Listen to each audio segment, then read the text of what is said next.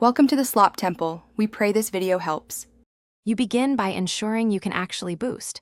Buy Discord Nitro or a single boost because Nitro bundles save money and add perks. Once you have it, open the server, click the server name, then choose Server Boost. Do this now so you don't stall. Selecting Boost shows required count for each tier and immediate benefit previews. Make sure to confirm payment method, since boosts bill instantly. This prevents failed transactions and keeps the flow smooth as you move to the next step. Once done buying, choose how many boosts to apply and click Confirm, because applying more than one upgrades perks faster. You'll see a progress bar that shows progress toward the next tier. Watch for unlock thresholds like extra audio slots or higher upload limits. Make sure to monitor boost timers.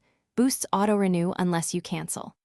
After applying, visit server settings, right arrow server boost to view contributors, remaining time, and to reassign if you own multiple boosts or need to shift them between servers. To finish, confirm unlocked perks and immediately set role colors, channel bitrates, and emoji slots so members feel the upgrade. You want visible changes right away. Once configured, communicate the benefits to your community and schedule any planned events that use higher audio quality.